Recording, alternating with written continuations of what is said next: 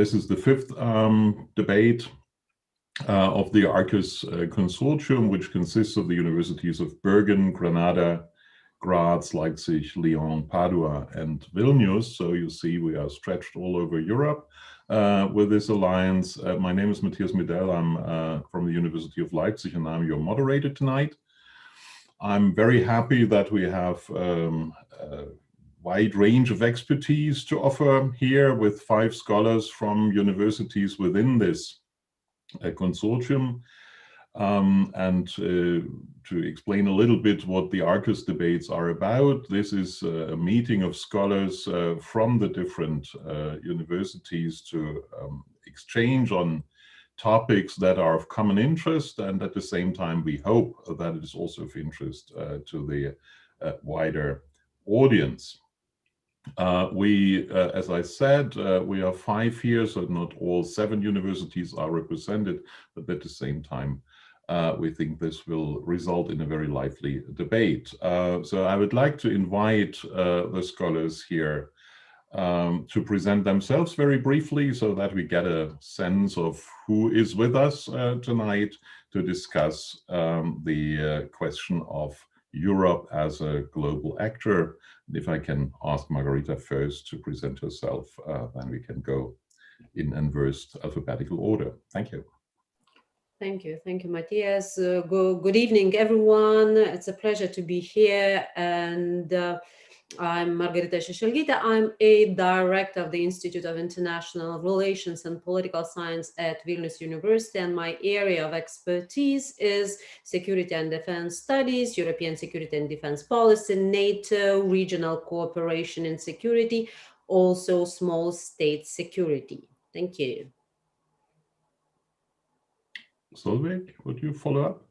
Yes, for sure. Hello, everybody out there. So my name is Sovi Richter. I'm a Heisenberg professor for international relations and transnational politics at the University of Leipzig. So at the same place as Matthias Medell, actually. My topics of interest cover a broad range of, let's say, democracy and security related areas to Europe as a whole, but specifically to the EU, for example, EU enlargement policy, EU neighborhood policy, EU democracy promotion tools, but as well also other European organizations such as the Council of Europe, or most importantly also the Organization for Security and Cooperation in Europe. So I think I will not only talk about the EU, but maybe also some other European actors. Thanks a lot. Luis? Good evening to everybody, and thank you for inviting me to participate in this Arqus debate, which I find very interesting. I hold a chair of international and European law in the University of Granada. I was former director of the international law department in this university. Before joining the university, I was a practicing lawyer in Brussels, and my fields of specialization are mainly international economic law and European law. Paolo, would you like to continue? Hi to all. Thank you again for the invitation. It's really a pleasure to be here with you all. I'm Paolo Graziano from the University of Padua, and I'm professor of political science and public policy. My main areas of research are Europeanization, European politics and policies, and populism, the politics of populism more specifically. And I'm also director of the master degree in European and Global Studies at the University of Padua. And this is also one of the reasons why we're very happy to be part of this network. And I'm personally very happy to be part of this discussion. Thank you. And Florian will close the sequence here. Yes, hello. Good evening also from me, from Graz. I'm a professor for Southeast European History and Politics here at the university, and I'm also director of the Center for Southeast European Studies. My research is about European integration, particularly of the Western Balkans, questions of democracy and nationalism, more broad in a global perspective, and I also hold a Jean Monnet chair on Europeanization processes in Southeastern Europe. Thank you. Yeah, thank you very much for this first round of presentations. Before we come to our topic itself, I would like to announce one technicality. So everyone who follows us on YouTube is invited to ask questions or to make comments on the chat function in YouTube. And we hope that this all will work in a way that we can answer as many questions as possible. We have a limited time slot, of course, and we will, of course, also exploit our distinguished scholars here and to get as much information from them as possible. But at the same time, we are open to questions that may arise also from what you can hear. What I learned already from the round of presentations is that the topic is not the property of a single discipline, but that you can approach it from very different angles. Might be political science, regional studies, law, history, and many other angles, I guess. So can I ask all of you to very briefly introduce your understanding of our topic? What does it mean when we speak about Europe as a global actor? Yeah, you are all familiar with that language at Brussels, that Europeanization is a sort of inner circle of interaction, and then there is globalization out there, and the question immediately comes up, where does that out there starts, and how fast we may reach it when looking at specific dimensions, speaking only of guarding borders or interacting via trade and many other issues. So please come up with first interventions. How do you frame our topic so that we get a sense of the differences that may inspire discussion afterwards? Who would like to start? Luis, would you like to start this time? Yes, thank you. Well, if I have to look at the question if the European Union is a global actor, or how I see it, I would prefer to focus it on the economic side. And I would say that the European Union is without doubt a global actor. The European Union is the world's largest trader in agricultural and manufactured goods, is the largest trader in services, ranks first in both inbound and outbound international investments. The European Union has more than 45 preferential trade agreements covering 77 countries. And more preferential trade agreements are in the pipeline waiting for ratification, for example, the one with Mercosur. The European Union is the first donor in the world in development assistance with 72.2 billion euros in last year's development report. And this represents nothing less than 55% of global assistance, according to the figures published by the OECD, that is an independent and well-informed source. The European Union has delegations before more than 146 countries and international organizations all over the world. The European Union is a member of G7, of G20, privileged observer in the UN, in the IMF, in the World Bank. It's one of the founding members of the WTO. And just to point out a couple of relevant figures, the European Union and its members are the largest financial partners of the UN. They fund 38% of the UN budget and more than 40% of the UN peacekeeping operations. The European Union issues the second world currency in international trade transactions and as a store of value. The share of the euro in global payments amounted to around 38% at the end of 2020. And the share of the euro in global holdings of foreign exchange reserves currently stands at around 20%. So the European Union takes position in any relevant issue of international policy. The European Union is coordinating 18 military and civilian missions and operations all over the world. So it is obvious that the European Union is a global actor. 2 years ago, Donald Trump qualified the European Union as a foe on trade, a strong competitor of US industry. And the European Union would have not deserved such compliments if it were an irrelevant international actor. The only nuance, and I finish, the only nuance that has to be made is that it is an international organization of integration, and does not always act like a state. Why? Because it's not state. Perhaps one day in the future, we will see the creation of the United States of Europe. But in the meantime, nobody should have problems to identify the European Union as a global actor. I would say as a powerful global actor. Thank you. Okay. May I hand over to Solveig, for example? So what we heard is Europe is an economically muscled power that can also provide support to international organizations and to military action. If the weaponry is sufficient is a completely different question, but how do you see that? I mean, for me, I'm a political scientist, and my field of studies are also peace and conflict studies. So what I would, when looking at Europe, and well, we started with the European Union in this sense, and maybe we come at other European organizations a bit later, but focusing on the EU first. I mean, for me, it's looking at power and at networks, but also at the politics of the EU to act as a global actor, right?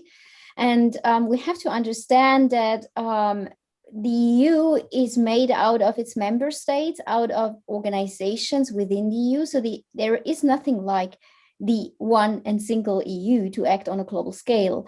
Yes, so we have to understand that if we look at the EU on a global scale, we have to look as well as on EU member states. And just to bring one example, in the case how the EU dealt with the Russian war with Russia over the course of the last year, right? Over the course of Russian elections and the crisis there, over the conflict in Nagorno-Karabakh, but also over the Navalny issue that came up in last December, January.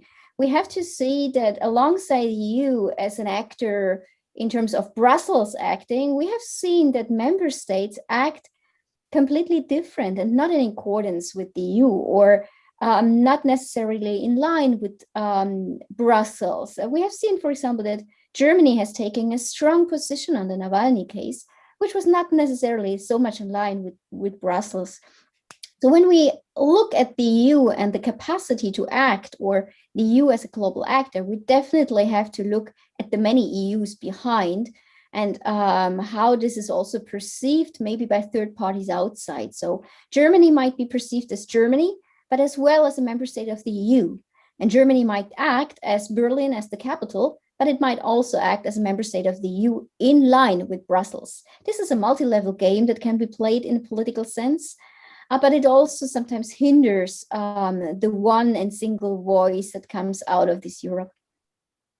Mm-hmm. Margarita, since we are in your geographical area already, can you comment on that? Would you say we see a powerful European Union acting globally, or would you rather say, no, we look at individual member states having some global influence?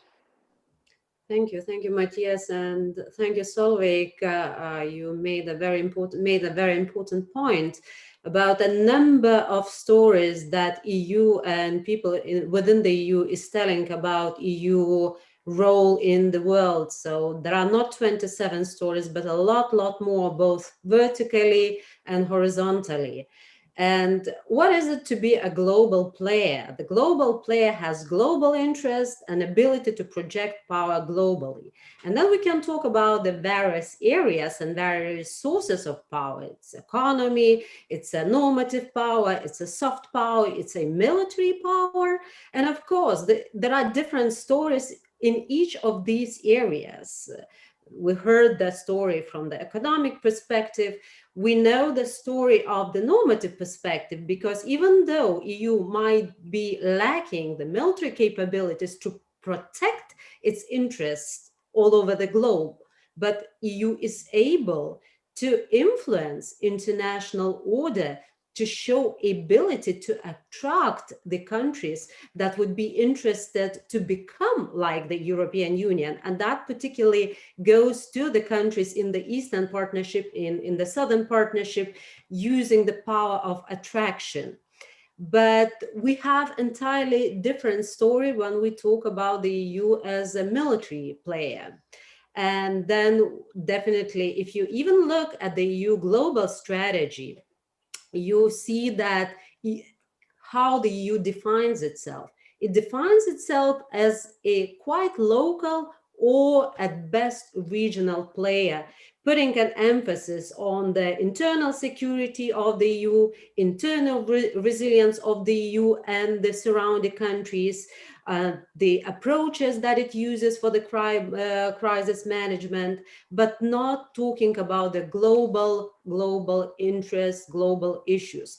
So I would say my story of the EU is that in some cases, in some areas, EU is a global player, but it's not ticking all the boxes of the global player according to the international relations theories. So economical global player, probably, normative global power, probably, but it is lacking the necessary resources to be an international player in international diplomacy due to the number of varying foreign policy within the EU, and also due to the number of varying interests in terms of security and defense.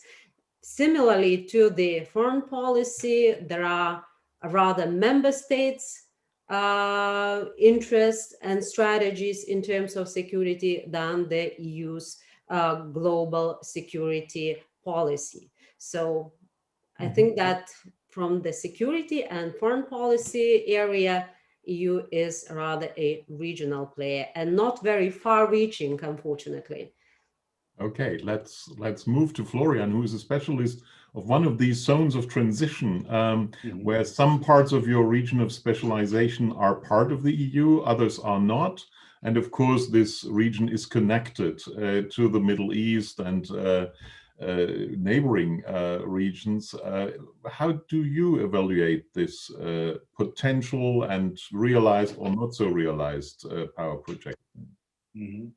Yes, thanks, Matthias. I mean, I would first of all say, I mean, I would rather see, there's power in Europe. The question is Europe a power? And I think, if we think of it like that, to say that, yes, there are multiple sources of power in Europe, but is it acting as, and I think the question of the global power implies some kind of coherence. And I think this is the really big challenge. So, I mean, first of all, I think I would agree with some previous speakers have said, is that Europe is often, pulling in different directions because member states have different priorities. And we see this very much so in the Western Balkans, but also elsewhere. And then power neutralizes itself.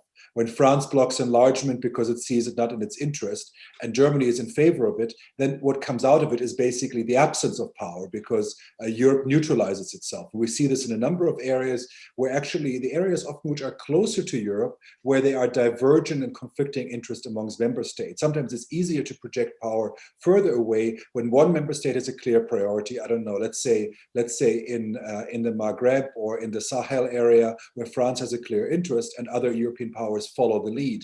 But where there's competing interest, it often is weaker. So sometimes I think Europe is more like a force field, which is forceful by its own existence, but not so much by what it does. And when you look at enlargement in the Western Balkans, including Turkey, often there's a kind of confusion between being a foreign policy actor, kind of trying to project power, and just saying, join us. And by joining us, we are doing foreign policy. And so these two issues often get very much confused. And this kind of projection of Europe as a model is, of course, desirable, but it kind of undermines sometimes the kind of more active pursuit of foreign policy, which means, kind of defining interests and then pursuing them more outright. So I think, and I see this, this is the debate with the weakness of EU engagement in the Western Balkans, that membership has never seemed to happen. And the region is actually increasingly perceiving other actors to be stronger. I mean, if you ask citizens in Serbia, they think Russia and China are much bigger donors than the EU is, even though, as Luis has said, economically, the EU is much more important, but that's not what people see. They think China and Russia are much more important. So I think this is exactly the problem. Europe has a lot of power, but it's not a global power. Okay, Paolo, how do you solve this contradiction? Yeah, actually, it's very interesting to listen to the different perspectives, because I would see it in a complementary way, that is, that actually we do see Europe, and in particular the European Union, becoming a pole of attraction for a number of reasons that have also been mentioned. See the European Union being a silent, implicit, soft a model to a certain extent for a number of countries, and by simply constituting a model, it's exercising power with this respect. But of course, it's a quite different type of power than the ones that have been types of powers that have been analyzed so far. I would argue that indeed there is some power in the making of the European Union policies themselves. And of course, enlargement is a very good example of foreign policy done by other means, but it's also not that easy to play out. And therefore, as others were also saying, it can also be managed in a very complex manner that somehow does not allow the European Union to really be seen as a capable and powerful organization, because it promises a lot, or it may seem to be promising a lot, but then it does not necessarily deliver. And this can create a number of frustrations, both externally and internally, because any kind of policies, in particular foreign policies, in the past 10 years that after the 2008 crisis have been discussed at the European Union level, had to cope with growing Euroscepticism. So we should not avoid thinking also about the politics dimensions of creating a global power, because in Brussels, many Europe performing as a global power could be a very positive thing. But then once you have economic crises, or you have a number of other crises also connected to the pandemics, then also the population becomes much more inward looking. So somehow Europe continues to act as if the situation did not change, but the foundations of the global power now are have been shaken, and not only a bit. So with this respect, if we put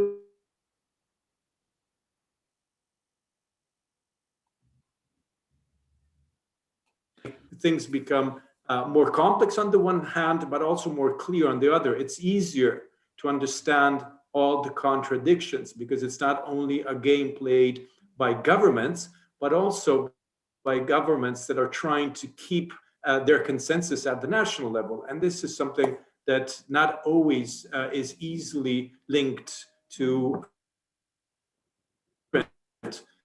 policy action outside the European Union. Thank you very much. The discussion and this sort of contradiction between those insisting on the potential power of Europe, particularly economic potential, and on the other hand, on the difficulties to exercise such a power, reminds me of a book titled by James Sheehan, Where Are All the Soldiers Gone? Remembering us that it was Europe starting 2 world wars, projecting power very nicely over the rest of the globe, with a lot of victims and casualties. So obviously the European project was then, after 45, a kind of peace project, which tried to make a difference to traditional power projection. After 1989, it was Europe which profited economically a lot from disarmament. But now we are in the situation that people say, oh, you have too less invested into your military capacities. Are we right now on a shift from a definition of the global function of Europe that was supporting the state of law, also in the international realm, development and economic growth, towards a more American-style power projection Margarita was referring to some extent? Yeah. So are we in a shift, and is that stress for our societies, as Paolo insists? Yeah, we are experiencing, in fact, a shift, because I think that global power balance is changing. And with the US looking inward for a number of years under the Trump administration, but even prior to that, with a pivot to Asia, the EU has realized that this NATO umbrella, which was ensuring security for Europeans to project their economic and normative power all over, was gone. And in order to project your power globally, you have to have capabilities to protect your power, to ensure your interest. I remember a very good quote by Theodore Roosevelt, who said, "Speak softly, but carry a big stick, and then you'll go far." So what the EU lacks, it lacks the stick to protect itself. So I think that there was a window of opportunity in 2016 to review European Union security dimension and to start investing more of administrative resources, but also of the financial resources into European defense capabilities.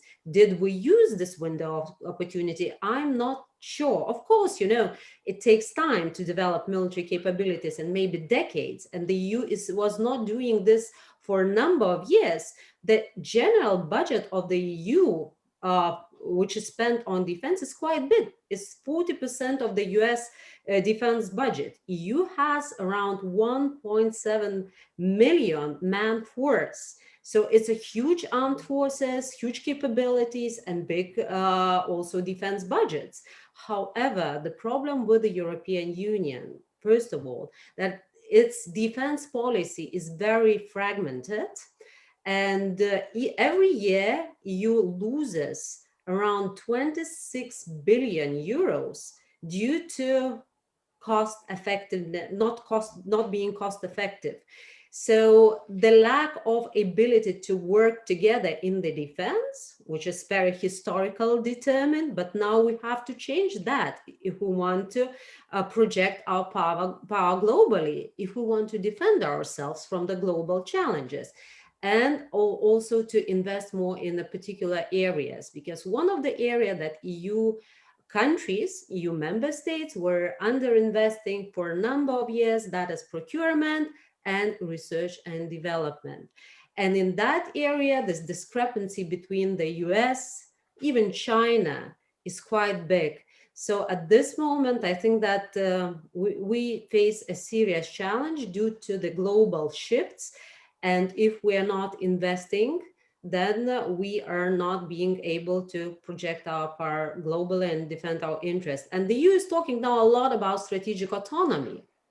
But the problem with the strategic autonomy is the ability to take the autonomous decisions which have an impact is related with the capabilities. If you don't have capabilities, you don't have strategic autonomy. So I think that, the future is not that grim because things have been done, but at the moment it doesn't seem very flowery. Okay, Luis, can you insist a little bit either on preferential trade agreements are our stick, or on I agree with we have to change our strategy from economic power to more military capacities? I think that we are a little bit unfair if we ask the European Union to be an economic world power when it's the member states that remain the masters of the military. So this is a relatively recent competence of the European Union, and where if we look at the competences of the European Union and how it should work as a world power, I agree with what has been said. I agree that there should be a more coherent strategy towards defending our military interests. But let me put 3 examples of strategic moves that were successful to a great extent and that show what you can do with economic power. For example, the European Union reaction against the adoption of the Helms-Barton Act in the US. This American legislation envisaged sanctions not only for US companies investing in certain Cuban assets, but also established sanctions for companies from third countries with commercial interests in Cuba. This is what we call the extraterritorial effect of US legislation, because the US government tried to determine what companies from other countries could do out of US jurisdiction, that is in Cuba. When it was adopted, the European Union answered with a regulation protecting against the effects of extraterritorial application of legislation adopted by a third country. And basically, this meant that any European physical or legal person sanctioned by the US pursuant to this law had the right to sue in the European Union, in any country of the European Union, the person that caused the damage and obtain a compensation. This European legislation prevented almost all the damage to those European companies with business interests in Cuba. We did not need a military power for that. Let's look at the reaction after the US broke the nuclear deal with Iran. As you all know, in 2015, an agreement was signed between Iran and the P5+1, the 5 permanent members of the United Nations Security Council, plus Germany, together with the European Union. The agreement placed significant restrictions on Iran's nuclear program in exchange for sanctions relief for Iran. President Trump withdrew the United States from the deal in 2018, claiming it failed to curtail Iran missiles program and regional influence. Germany, France, and the UK established, with the technical and financial support of the Commission and the European External Action Service, the INSTEX, the Instrument in Support of Trade Exchanges, a special purpose vehicle to facilitate payments for legitimate trade between the European Union and Iran without contact with the US banking system. And it has worked. I mean, it has allowed European companies to trade with Iran. And in this context, the European Union is exploring ways to further improve the effectiveness of instruments such as INSTEX. And third example, the reaction after the US withdrawal from the United Nations Relief and Works Agency for Palestine Refugees, the UNRWA.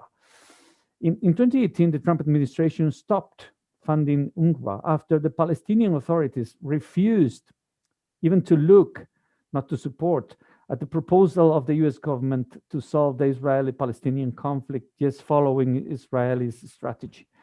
The US decided to withdraw in January 2018 its whole funding of UNRWA, $305 million. In reaction, the European Union and European member states increased their funding to $465 million, becoming the largest donors of the agency and ensuring its survival and the continuation of its main activities. Therefore, I think that the EU has the capacity to behave a global actor, even in its strategic and political fields, and in spite of its military limitations. Okay, Solveig, may I ask you then, when Donald Trump asked the Europeans to invest more into military capacities, you can, on the one hand, say if your competitor is in disagreement with you, you do something right. Or if your alliance partner asks you for help, you do something wrong. What would be your conclusion? I mean, what we have on the table is now a call for more military capacities, either by more investment or by more efficiency. And the other strategy would be to project rather economic power and diplomatic power to the rest of the world. Where do you situate? First of all, it was not only Trump calling for more military capacities on the side of the EU. I mean, that's a long-standing demand from the side of the of Washington and of the United States within NATO, right? So it's not only Trump, and to be sure, I'm at least sure that Biden will follow up on that as well, right? So that's not Trumpismus to say so, to demand more military capacity from the side of the EU. It's more a continuous threat that goes through the transatlantic relationship between the EU and the US, right? What I bit miss in this the question on power projection. I mean, we have talked about military power. We have talked about economic power. What we have definitely not yet talked about is the EU's role beyond classical, let's say, foreign policy tools, right? So the EU has also a huge budget for development assistance, right? So the EU is one of the biggest donors in countries of the global south, such as in Africa, or in other countries, also in Latin America. And we have not spoken about the, let's say, the chances and the opportunities that are currently missed to use this development assistance also to project not only power in a sense of projecting or the other doing what we want, but more going back to an agenda which we had maybe at the beginning of the 90s, projecting norms and values, right? We have seen, for example, Africa now, and we've seen this in the Balkans as well, by the way. These are territories which are increasingly geopoliticized. Yeah, so we have Russia coming in, we have China projecting its own interests and own power over there. And the EU, what has the EU done over the course of the last year? There was a huge disconnect between, let's, political rhetoric to support or to stand up to their own norms and values, such as democracy, rule of law, and to implement it. Okay. Florian, how do you see this question of, is there a need for setting priorities, or are we in Europe economically powerful enough not to have to decide between different strategies? I would ask. Well, I mean, I would say, I would follow up to what Solveig was saying, is that to some degree it's about how to use the resources you have. And I mean, the EU is extremely able to invest, to support development, but it's often not translating it into policies and into demands, and into, in a certain way, also making its assistance visible and linking it to political requirements and requests. And I think this is often the problem. I mean, yes, of course, I would also be very much in favor of a stronger security, as Margarita has been saying, kind of component of it, which doesn't have to be only about more money, but also how you use the resources you have and how you project it. And I think that is important, because we have to realize that, if we think of the European neighborhood, there have been a number of serious disputes. I mean, whether we look at Belarus, where we have elections which have been falsified, whether we look at the Syrian civil war and the ongoing kind of quasi-civil war in Libya, these are all European neighborhood issues, but the EU is not able to really do something about it, because the member states are divided. It's not able to project a certain level of power. And I think it's about realizing that a peace project also means the willingness not to use force necessarily, but to project force and coherence, and also in a certain way be more self-confident about your project. I mean, this is again what I was kind of referring to in the Western Balkans. It's like the EU is the biggest investor, the biggest donor, the biggest trading partner, the only one who offers a political perspective, the main source of people's dreams and desires, where they want to live and work and model and everything. And yet people consistently think it's China and Russia who is giving them more money. I mean, how is this discrepancy possible? And I think it's exactly not because the EU isn't doing enough there, but because it's not, in a certain way, having a coherent message and packaging. I mean, it sounds a bit like advertising. It's not just advertising, but it's a coherence, but also a willingness to, in a certain way, promote its own, in a certain way, agenda much more clearly. And I think that would make a very big difference. So in a certain way, the European Union has to be a lot more self-confident in the way it appears in its global projection. And I think it's this lack of self-confidence, which, I'm thinking of Borrell's visit to Russia recently, which, the more let's say, the more brutish actors in international relations seize upon. And, calling itself the Geopolitical Commission, as it does now, is not enough to do it. I mean, it's actually a little bit embarrassing if you call yourself geopolitical and then you don't do it. I mean,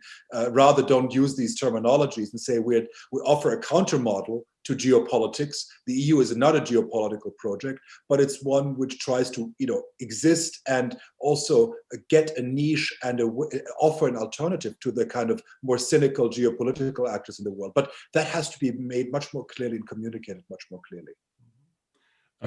Paolo, I would like to connect to a question we got over the chat by Fernando Galan. So how can the EU act as a soft power, as it was proposed by Nye? And is there science and education diplomacy perhaps an instrument to promote these things? Or is it, as Florian just insisted, that the EU is confused by its internal quarrels, by external competitors like China and Russia, and thirdly, by not having learned to use these means to project its soft power. I'm not speaking about hard power, but soft power. What is your take on that? Well, clearly so far, fragmentation has really been the keyword in terms of the policy development. So one of the things that is quite striking when you look at these policy areas that were just mentioned is that, yes, there are visions. There are projects that go for 7-10 years, but then when you try to implement them on the global scale, somehow the design does not live up expectations. So on the one hand, you have interests that are fragmented, and on the other hand, you also have the policy design that is not always as coherent and as capable of delivering as you would expect it to be. So with this respect, even in those areas where you do have funds and you do have capabilities, because in some scientific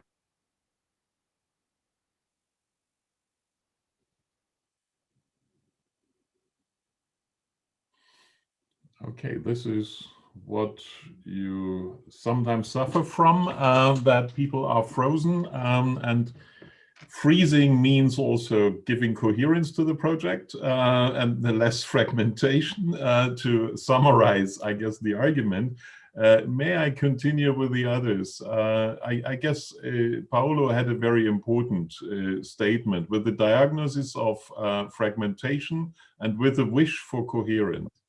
Where would you see the major fields where such a contradiction could be settled towards more coherence? So, do you see it rather in the field of economics, in the field of neighborhood policy, in the field of development assistance, conflict management, international organizations? Where would you say these are the priorities from my point of view?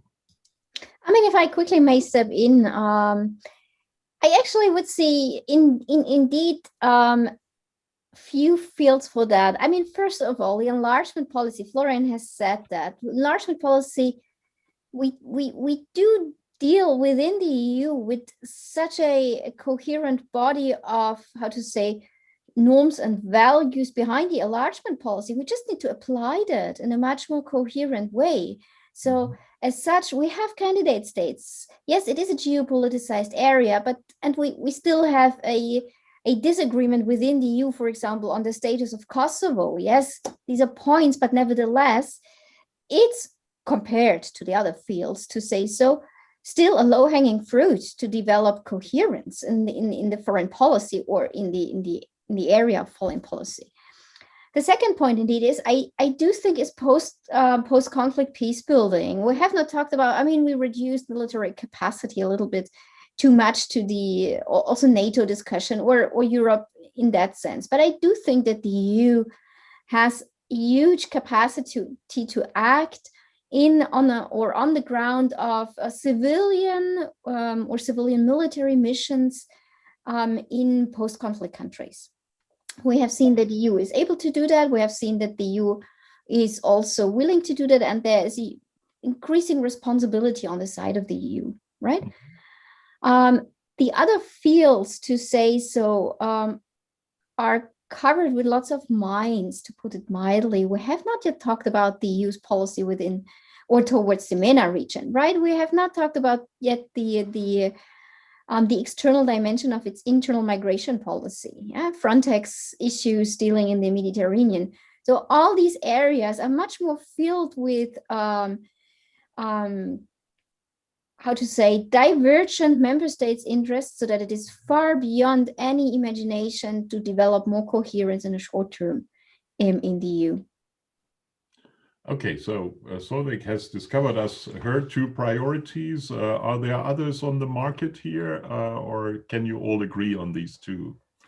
Luis? Well, if we look at what the European Union has said in its 2 or 3 more recent policy papers on external relations, the EU wants to be more coherent in its trade policy to reflect its growth model.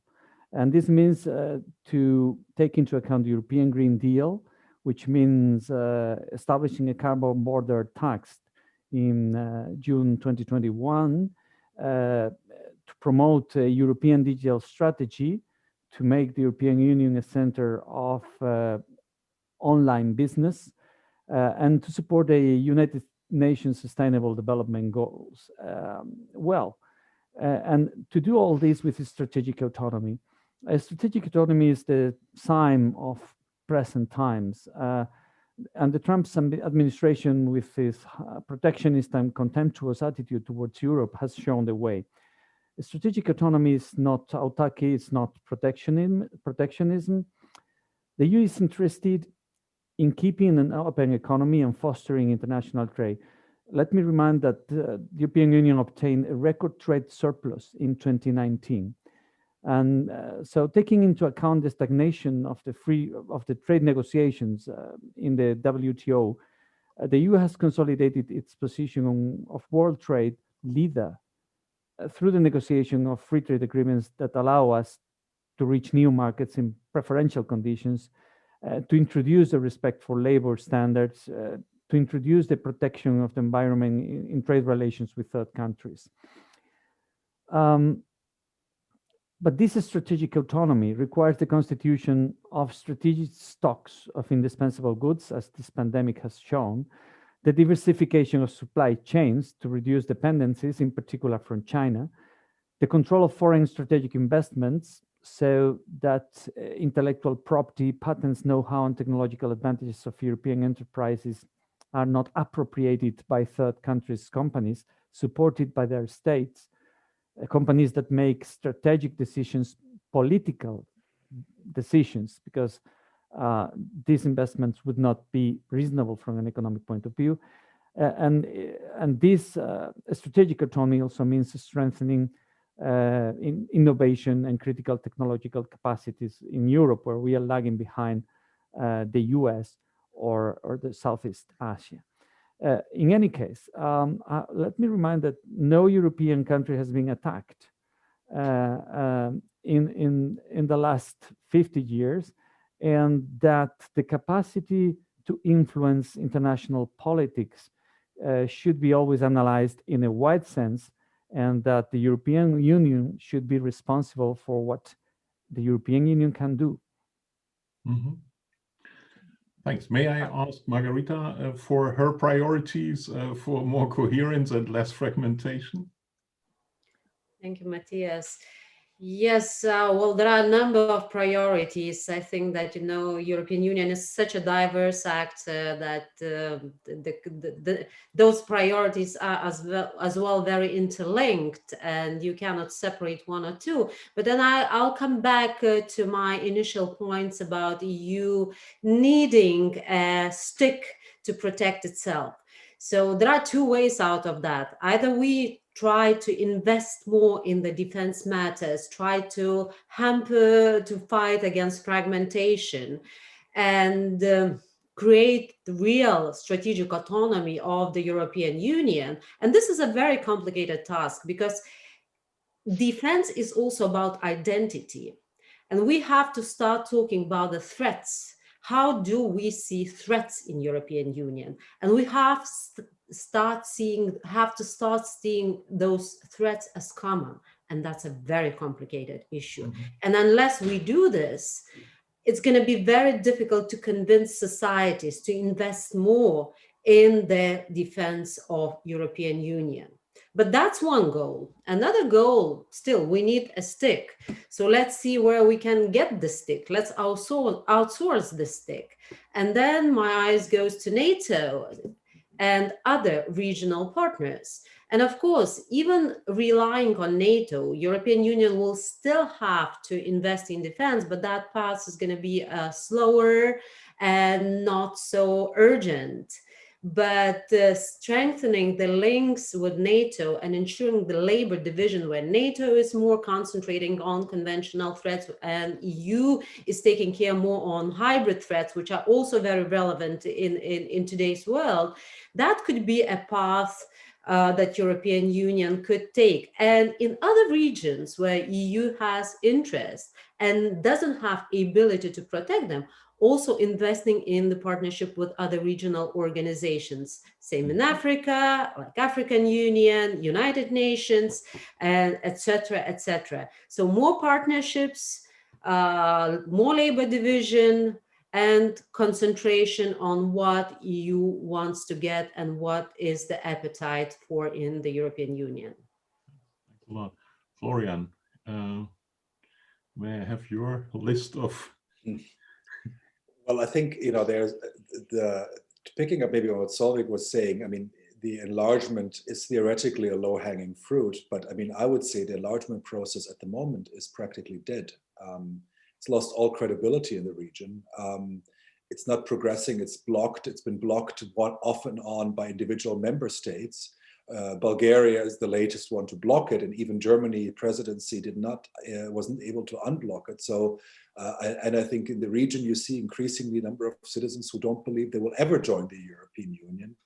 So I think this current process is unfortunately, even though it's easy in the sense that all of the EU member states committed to it, and that there is geopolitical actors who are intervening and who are actually showing the risks of not integrating it, it's not happening for very selfish reasons of individual member states. So this is what makes me very pessimistic at the moment. If the EU cannot complete this project, it's all agreed upon, which was based on a consensus, which is easy in terms of just teeny tiny in comparison to the size of the European Union, and it's not working, and it's in fact slowly dying, then I think I'm very pessimistic. And I think this is why it's to be taken seriously, because at the end you can say, well, Europe can be very effective in Papua New Guinea and in the Pacific Islands and in the Caribbean, but if it's unable to act as an actor on its own continent, I mean, and this is also where maybe I would just make a point what Louis said, it's not that Europe or countries in Europe have been at peace or not attacked. EU countries haven't been, but lots of countries in Europe have suffered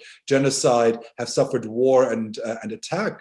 And if the EU is not able to deal with that, then I think its ability to project power beyond its neighborhood is rather hard to imagine. So I think the EU has to find a way to deal with the countries which are in the European continent, which also includes its closest neighbor states like Belarus, or countries having a relationship with a workable relationship with Turkey, or countries in the North African region. These are more difficult, but if that's not possible, I can't see how the EU can project power beyond that. It can have a cooperative relationship with the US and other global actors on trade, but not on kind of foreign policy and its own security issues. And I think just the last point I want to make there is, we have to, in a certain way, go back to the strengths of Europe, and that's kind of the normative underpinnings of the European Union, which is rule of law and democracy. But of course, if we have EU member states which are undemocratic and break the rule of law, then our credibility in projecting this is very weak. I mean, we have this in the Western Balkans. We have a commissioner from Hungary who is a supporter of Orban's government, which is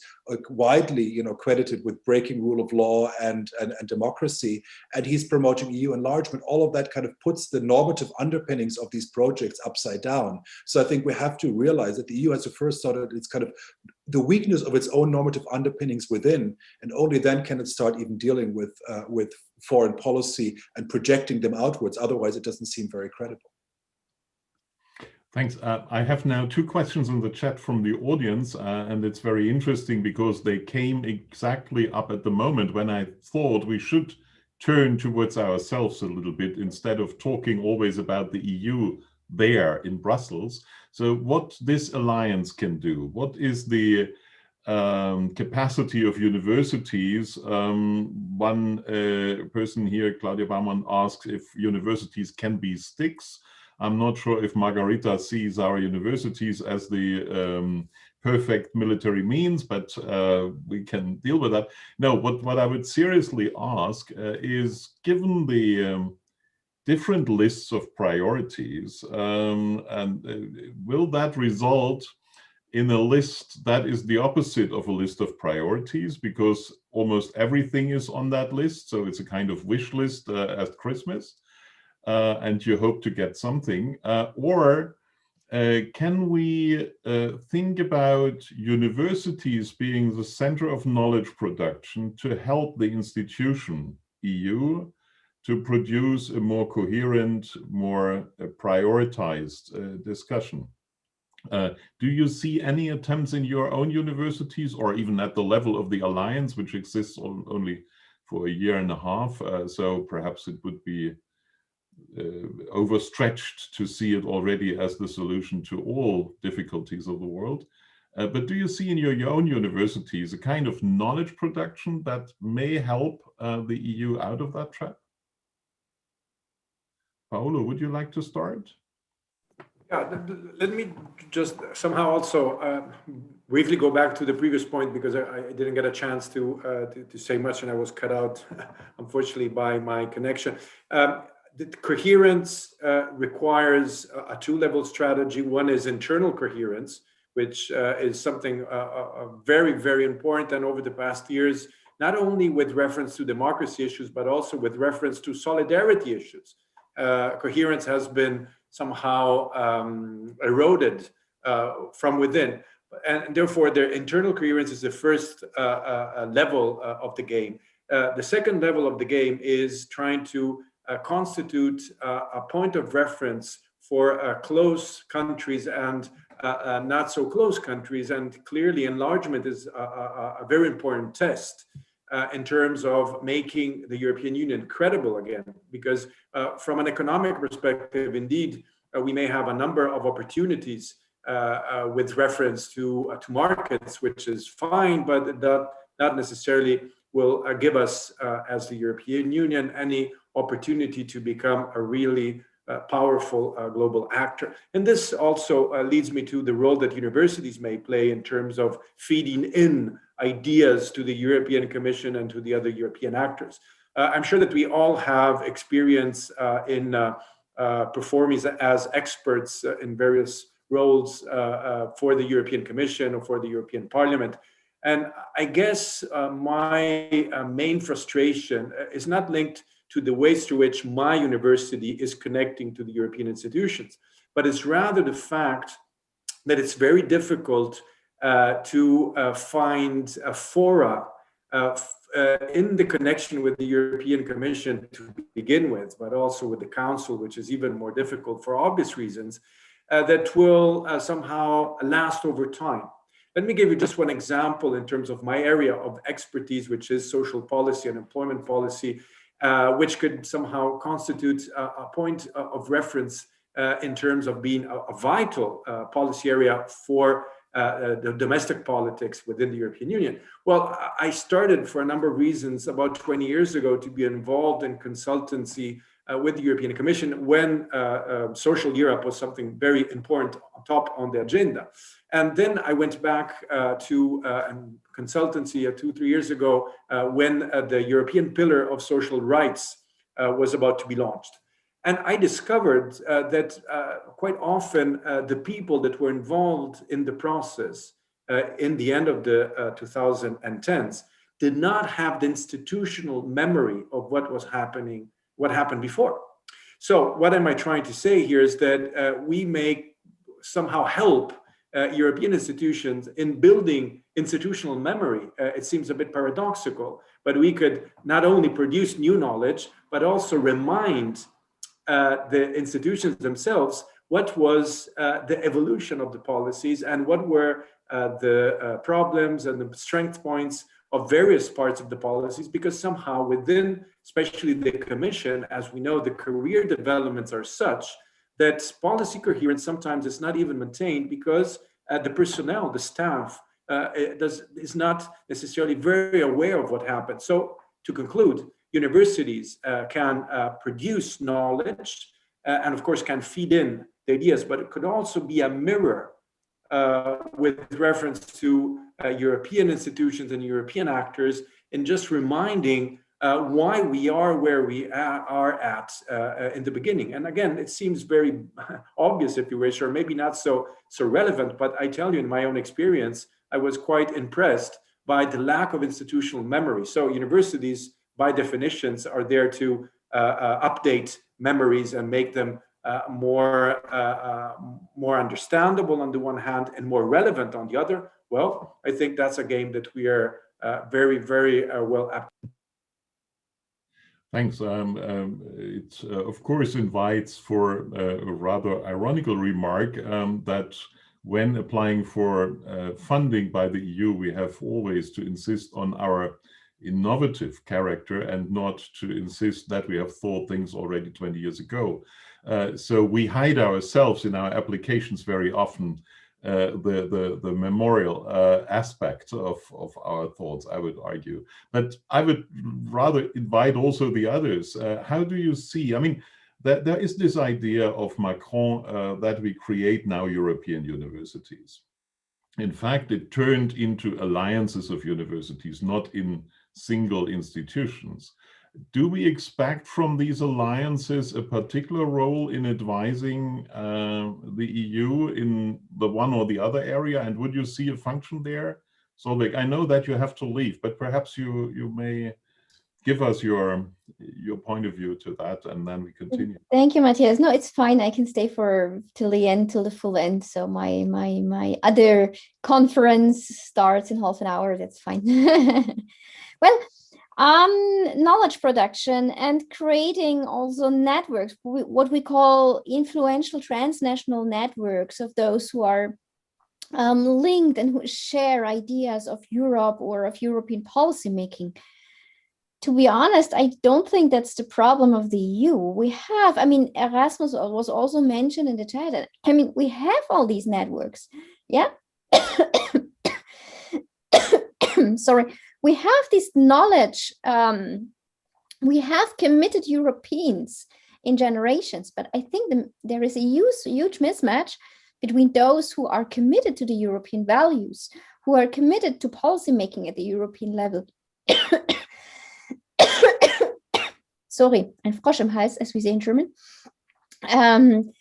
But the gap between those who are committed Europeans and those at the periphery who are not committed to these European values anymore. And I do think in order to, that universities can have a bigger impact on European policy level, we do not need to preach the converted. We have to open up much more for those at the margins of the EU or that feel excluded from processes of globalization or processes of digitalization, who are feeling much more, attracted by simple answers made by populists, right? So I do think for many, EU is overly complex. And I think the role of universities should not, I mean, we are connected. I think all of us agree that we are committed to European values and EU acting on a global scale. And maybe we disagree on forms of priorities, but we are all committed Europeans. But we have many others out there who are not in the same way of thinking. And I think universities' role should be much more also maybe to explain this complex EU to those who do not feel any more committed, or who are, it's also about young people, by the way. It's not only about elderly who are not following up what the EU is doing, but also younger ones who don't want to connect anymore to the EU. So I think that's the role we as universities have to play increasingly. Mm-hmm. Margarita, what is your take on the role of universities in that respect, and your own, and what is your expectation to the alliance here? Yeah. I think that, the cooperation between universities in terms of research, in terms of studies, is one of the very important tools of the EU soft power. And there was a question about the stick. Can universities become a stick? I think no, but what universities could do, they could grow that stick, because on one hand, universities are shaping the knowledge, shaping the sense of normality. What is important? What is a priority in the certain society, in a certain country? So they are then transmitting this knowledge on one hand to their own society, to their own government, and also on the European level. So creating the common knowledge about the priorities and transmitting, broadcasting this knowledge to their own society and to European level, then you're getting a sense of commonality. Mm-hmm. And sense of commonality might be transformed later to the sense of identity. And if you have a common identity, you tend to see things in common, not our threats and their threats, not their defense and our defense. We shouldn't pose the questions that, well, you know, our friends from etc. For instance, Germany could come and protect us from Russia. It's the wrong question for European Union. It's about the common defense, because we are in the European Union. But we cannot have common defense if we don't have common identity. So I think that it is a very important role that universities are playing in shaping common identity and common knowledge, common sense. So I'm a big fan of the Arqus network, and I hope to see a lot of projects coming out of that. Thanks a lot. Luis, what is your... Well, I think that the universities can do a lot to promote this common identity, as it's been said by Margarita. I had the privilege of served as president of the European Society of International Law, where almost all European universities participate. And as such, we could do a lot of things that give a European voice to problems discussed in the academia and to politics in the international context. I could give several examples. For example, we have been invited to organize conferences in Israel, and we have always said we will do it if it's not an occupied territory, as a precondition that we were not prepared to wait.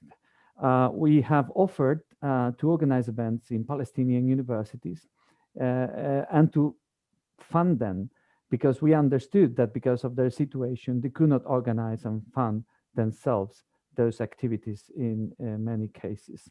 After the war in Ukraine, we organized in Kiev a conference on territorial sovereignty, and we invited Russian professors, Ukrainian professors, and professors from other parts of the world. And it was a very interesting conference. When we organized a couple of years ago a conference in Riga, two professors of international law from Turkey could not come because the government told them not to get out of the country, even if they were not prosecuted by any reason. And we issued a statement that was published Europe-wide, regretting that they were not allowed to come, in spite of the fact that they were not prosecuted anywhere.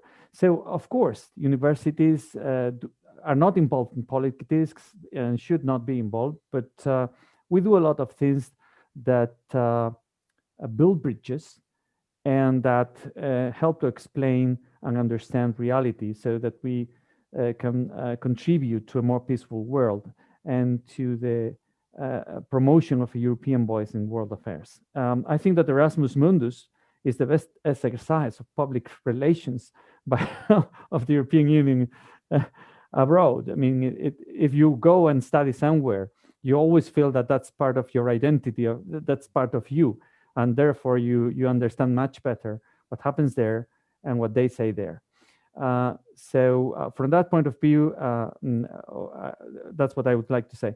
By the way, in the last point, and I will not elaborate on that, I explained what the priorities of the European Union were, according to the European Union itself. But from my perspective, the priority would be to reshuffle the relationship with the United States of America. I think that's the biggest priority in European external relations, so that once reestablished, we can reform the World Trade Organization, the IMF, and we could then fine-tune our relationship with China, which is the great strategic choice in the next 20 years for European external relations. I could elaborate on that, but since we have no time, we will leave that for a different day. Thank you. Thanks a lot, and thanks for reminding me as a moderator that I have to think about the time and not to bore our audience too long. You saw from the chat that we have a very active audience. There is a couple of questions, and I guess we have addressed them in the one or the other way, except the one on conditionality of development assistance. But that is, of course, among the challenges for European Union when meeting in Africa, in Asia, or Latin America, competitors in the field of development assistance who may raise other conditions than the EU would do when it comes to economic projects, etc.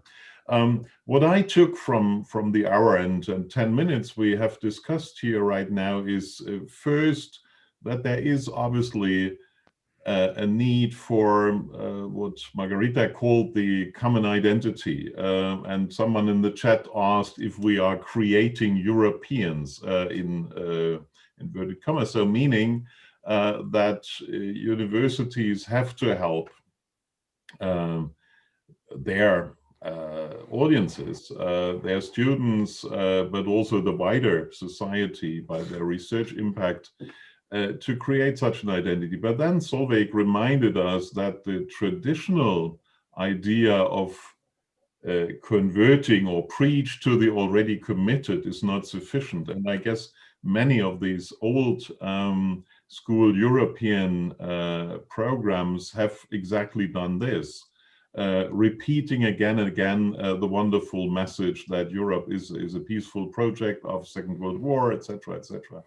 And what we have then discussed is a long list of current challenges. To me, it was very interesting that there was no agreement about that list. So if I would now go through that, I would say everyone has made a very, very important point that this or that should be up on the list of priorities. And I see our task in the future in becoming the platform for negotiating these priorities. Yeah, so it can't be, as Margarita said rightly, it can't be that any member state or any member society of the European Union insists on its priorities and imposes it to all the others. We have to negotiate that. And at the same time, we have to do an empirical contribution, as Florian insisted. Is it realistic to do this, as the enlargement process can be analyzed if it is realistic these times? Or as Louis said, what to do with the relationship with the US. Yeah? So these are all empirical questions, but at the same time, such an alliance could become a wonderful platform for the negotiation of priorities, because to me, it doesn't sound like a list of priorities when we have 15 or 20 points in a list, and you can reshuffle them again and again, and you can always say, okay, let's make it number 5 or number 17. So that's a conclusion. At the same time, I guess we had also the question for the role of science and universities and the educational sector in general as a sort of instrument or means of global soft power projection. Universities are definitely not sticks, but they can grow sticks. This is also a message we can take away from tonight. I would rather say they are very important in science diplomacy. They are important in holding alive connections, even when diplomatic relations are interrupted. So they have an enormous function, and sometimes we are not aware how important it is to have students from countries that are not in direct connection with our societies, for example. So I hope you can all agree to these rather fuzzy conclusions, which have to remain unconflictual, as it is good for a moderator. Is there anyone who would like to say, I disagree, and then we go for another round of discussion?